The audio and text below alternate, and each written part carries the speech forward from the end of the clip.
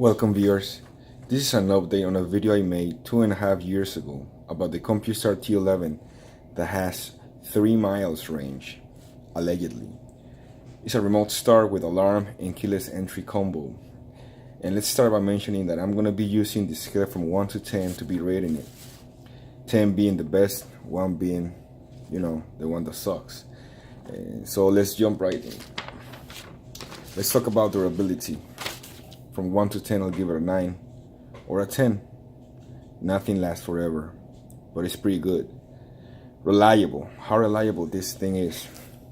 From 1 to 10, I'm going to give it a 7. Why a 7?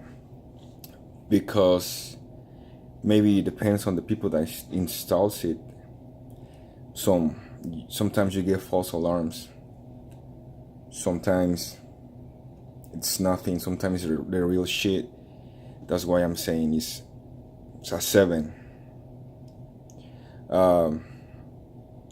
Usually I just don't really care about the alarm.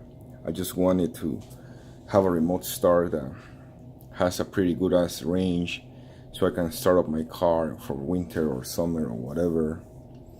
And let's keep on moving to battery life. From 1 to 10, I give it a 10, straight up. As you can tell right now, it has 2 bars. And the last time I charged it, it was like a month and a half, probably. Probably two. Now let's talk about the range. From 1 to 10. Because I'm pretty sure this is what you want to hear. From 1 to 10, the range, I'm going to give it an 8.5 or a 9. Why? Yes, it is 3 miles range. But what they don't tell you is that it has to be on a straight line with no obstructions, nothing. It'll work in 3 miles, probably more, if nothing else in its way. But for me, that I live on a 3rd floor on a city, Chicago, pretty close to downtown, there's a lot of tall houses. So yeah, sometimes you get obstructions, but not all the time. I have parked like 2, probably 3 miles away with big buildings between them, and I'll be getting the reception back that I start up my car. Sometimes you don't get it, you just need to go outside, probably in the stairs, raise your hand and hit the start feature thing. I'm gonna do it right now. Press and hold the key, wait for it. It's starting. My car has started. Yeah, like I said, sometimes you get it, sometimes you don't. Like I said, range 8.5 to 9 is okay. Like right now,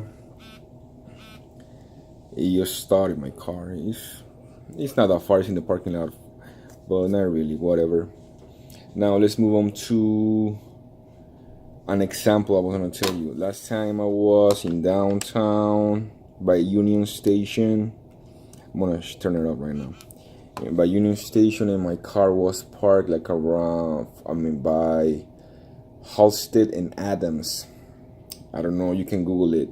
And I was by Union Station. I wasn't on a straight line on Adams, so I wasn't getting any reception, no feedback at all. But as soon as I was on Adams Street on a straight line to my car, it turned on, and I got the thing that tells me that the car received the signal. Okay. Now let's talk about if I recommend this to a friend. Yes, I would, because I think it's better than Viper, way better than Viper. The price, it changes. I had it installed on a Versa Note for $600 in the city of Chicago, taxes included. Let me tell you that if you have a push to start feature on your car, it's going to cost you more. Why? I don't know. Mine didn't have it, that's why. Only $600. Do I use the other features, the other functions right here on the with this one F? Not really, never. Not even to release the trunk. Sometimes from time to time, but not all the time. The Windows down feature doesn't work right here. You need a module installed in your car, separate from whatever this thing needs in order for the Windows to work. Will I use it? Nah, not really. It's gimmicky. Now let's talk about the internet service. Like, you can turn it on from whatever part of the world you are.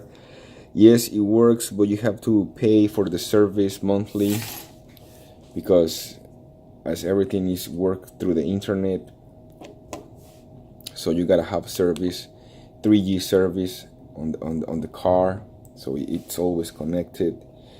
I